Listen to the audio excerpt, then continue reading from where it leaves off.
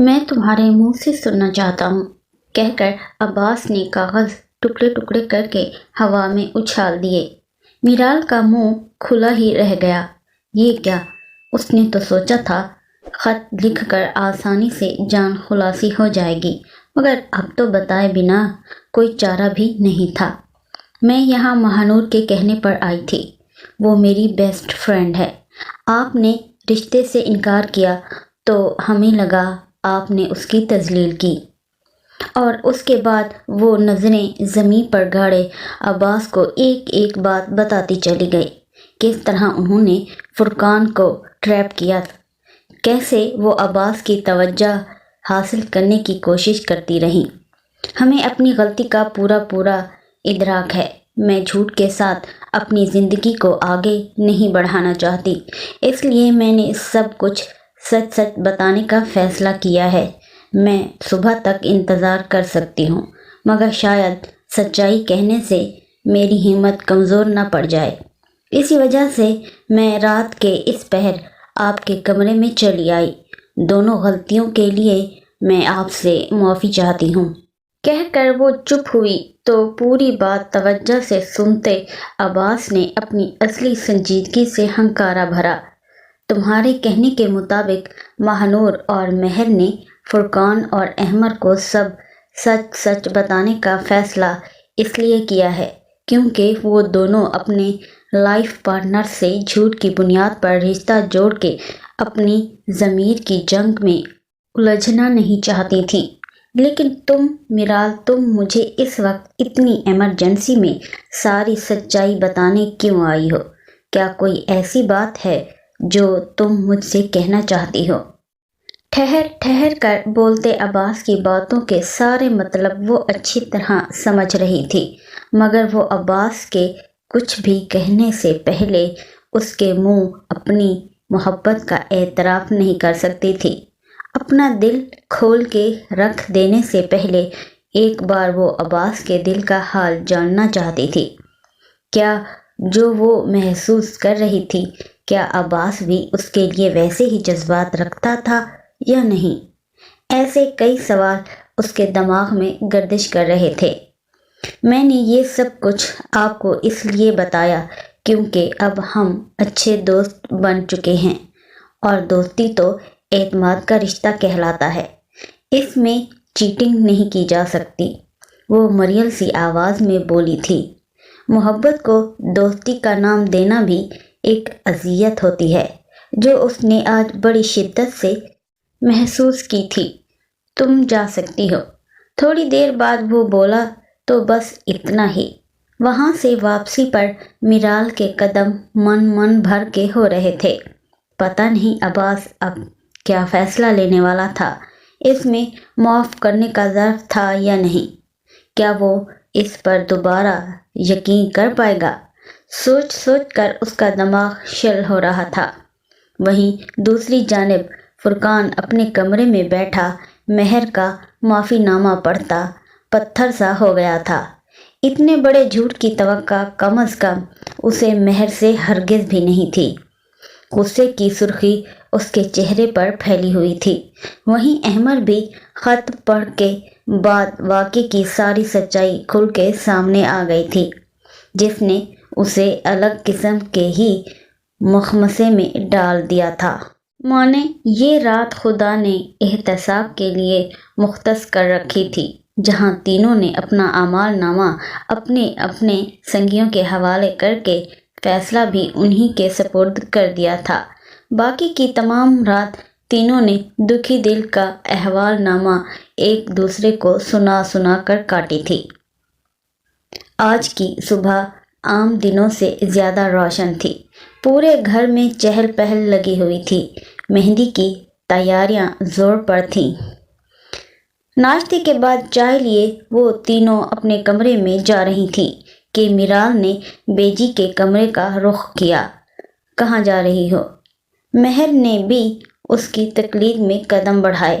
بیجی کے ساتھ چائے پیوں گی، وہ بولی۔ ارے نہیں پلیز، بیجی کے پاس نہیں۔ مہانور نے اس کے فیصلے کی فوراً تردید کی۔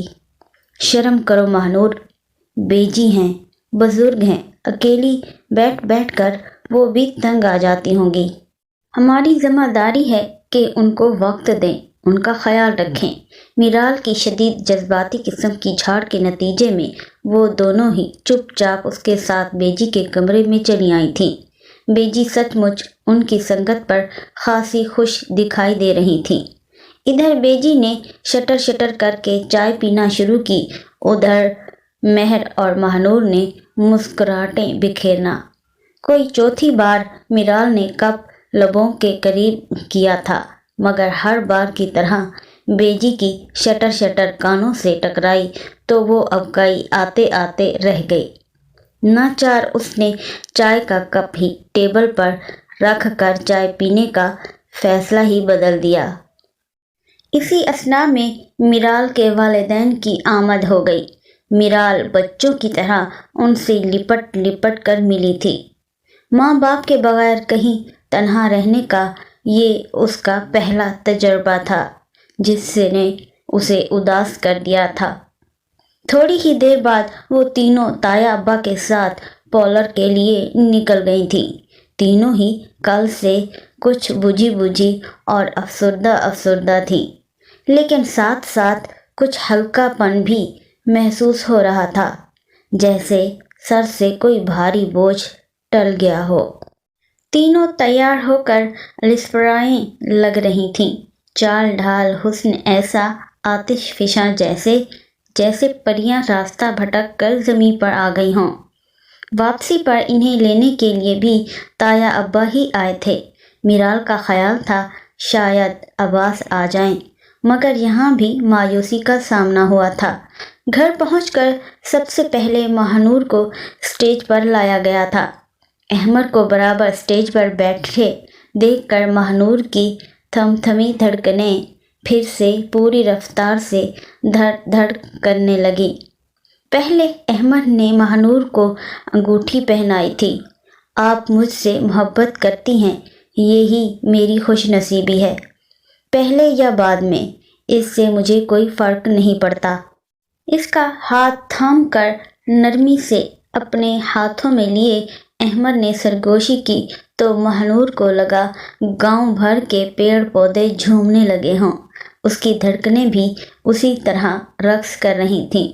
जवाबन शर्माते हुए उसने नज़रें झुका लीं और अम्मा के हाथ से अंगूठी थमाने पर उसने अहमद का बायां हाथ थामकर उसकी तीसरी उंगली में अंगूठी पहना दी तो लॉन में मुबारक सलामत का शोर सा उठा।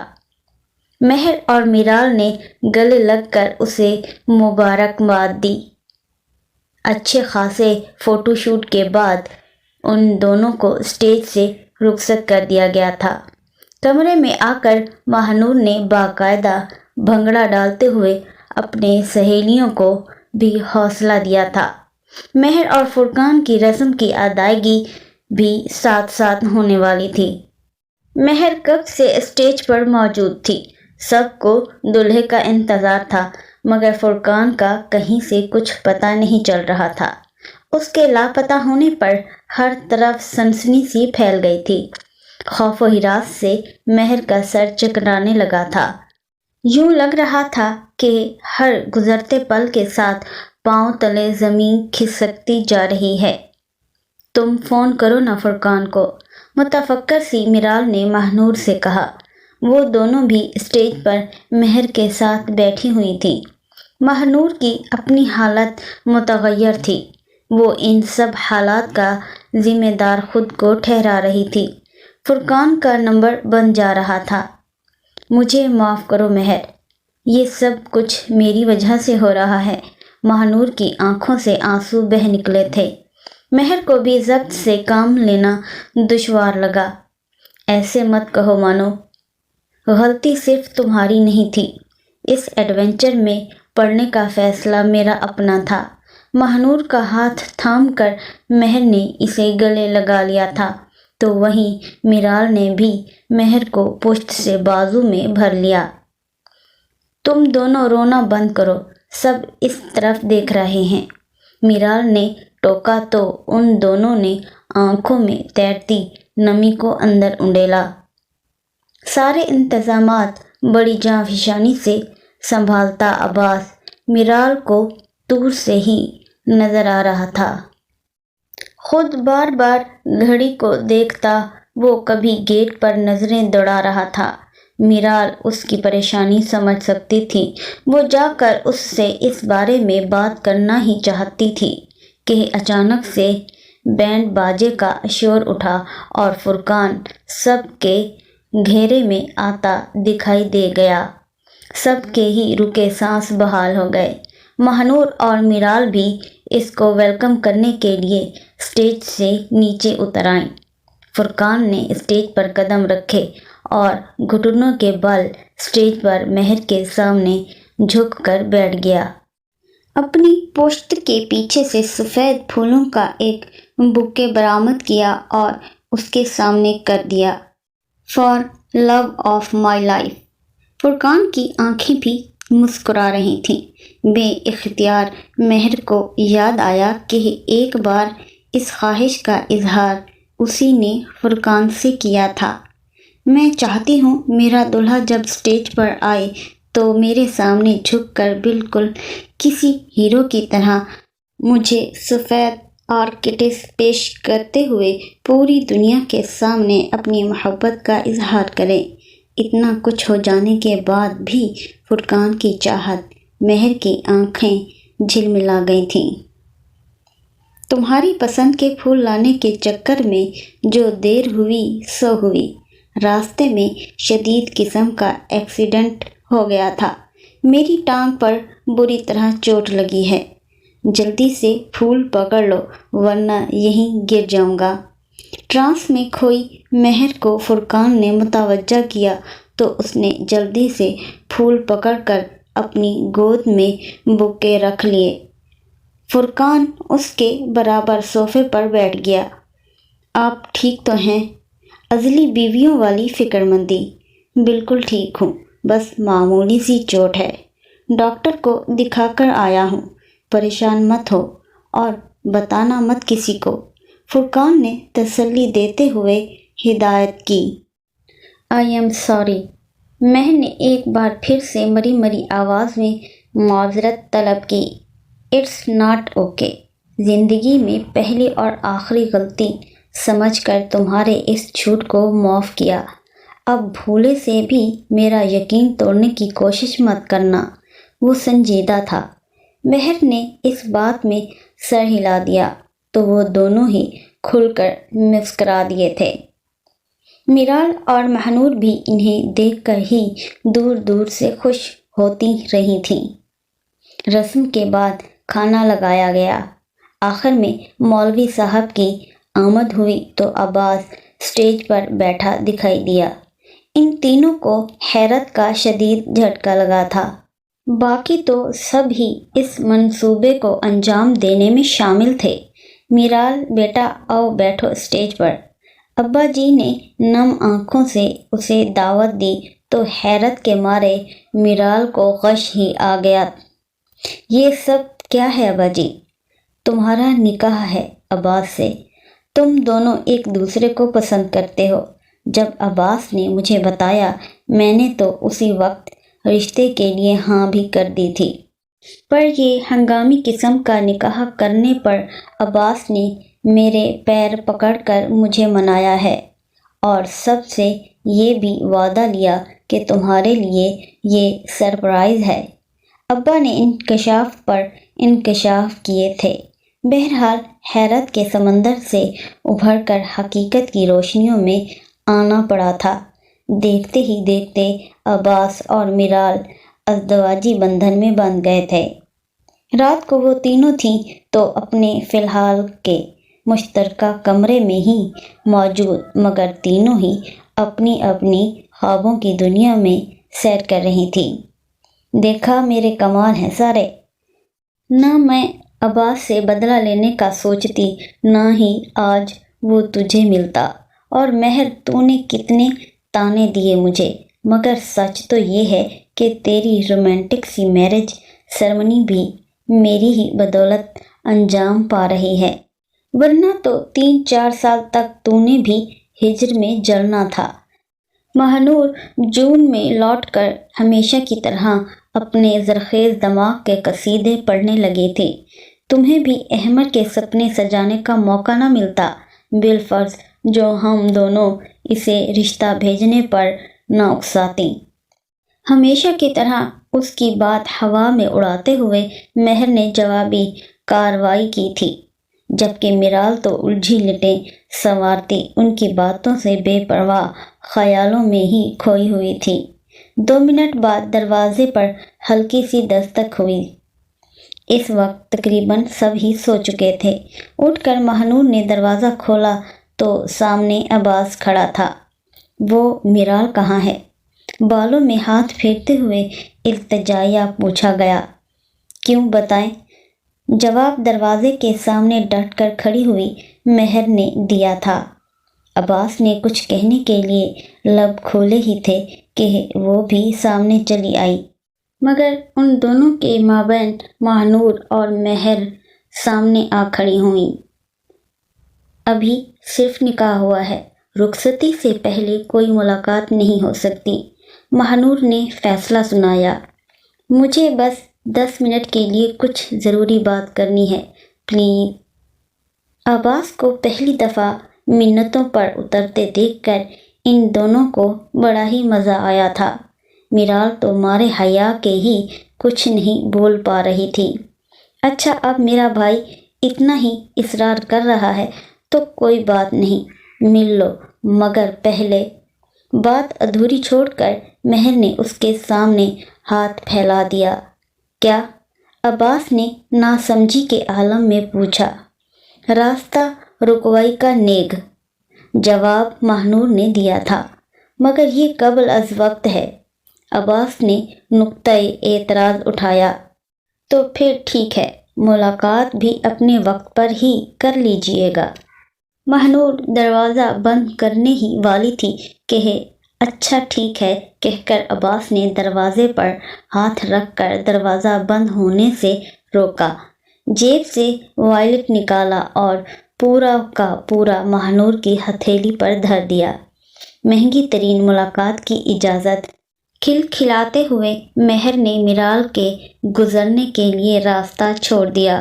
عباس میرال کا ہاتھ تھام کر اسے اپنی ہمراہی میں اوپر چھت پر لے آیا تھا، جہاں نیلے عنبر پر تاروں کا تھال بکھرا ہوا تھا۔ چاند اپنے جوبن پر تھا۔ دائیں کارنر میں موم بتیاں جلا کر بڑی خوبصورت سجاوٹ کی گئی تھی۔ فرش پر سرخ گلاب بچھائے گئے تھے اور ایک طرف 2 کرسیاں اور ان کے بیچ خوبصورت کانچ کی میز رکھا ہوا تھا، جس پر کھانا شاید پہلے سے چنا جا چکا تھا۔ تو دوسرے کونے میں سرخ گلابوں سے ہی ڈھکا ایک جھولا پڑا تھا، جس پر شاید عباس کا ہی گٹار رکھا ہوا تھا۔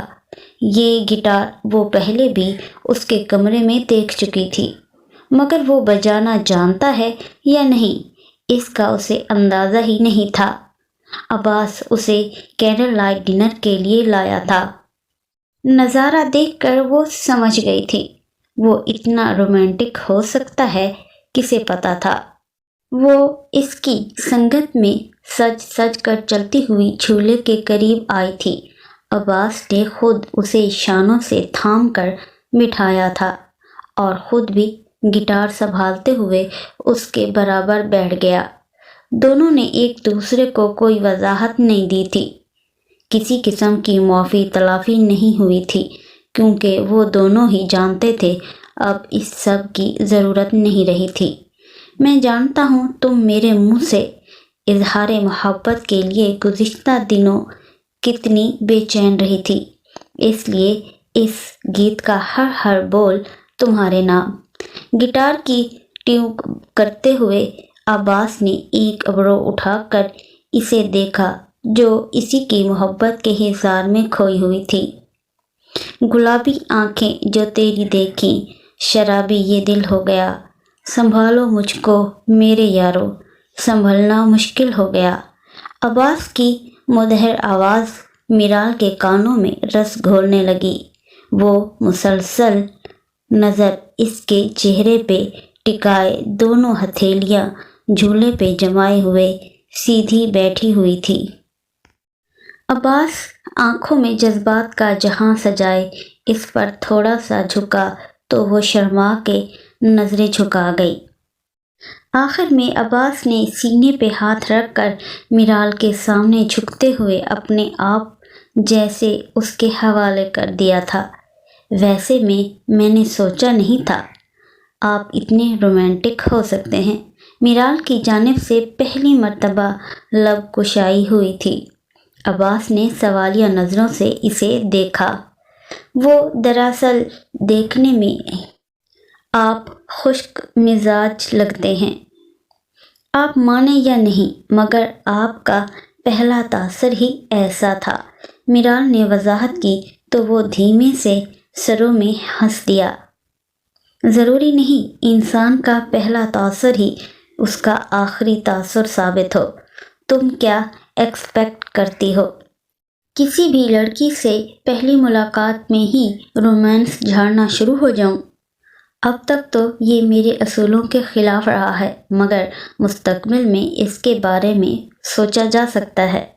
शरारत से कहते हुए गिटार साइड पर रखकर अब्बास अपना शाना मीराल के शाने से टिकाए हुए उसके चेहरे पर बिखरी लिटें संवारने लगा और वो गुलाबी रंगत लिए शर्माती मुस्कुराती रही। अब्बास ने उसके गाल पर धीरे से गुस्ताखी की थी। मीराल के पूरे वजूद में सनसनी दौड़ गई। गाल तमतमा गए थे। उसकी बदलती नीयत से घबराकर वो उसके सीने पर हाथ रखकर उसे परे धकेलते हुए उठकर तेजी से फरार हो गई। पीछे से अब्बास का पुरजोर कहका फ़ज़ा में बुलंद होता 400 खुशियों के रंग बिखेरता ज़िंदगी को एक नई तर्ज पर मोहब्बत करने की दावत दे गया था।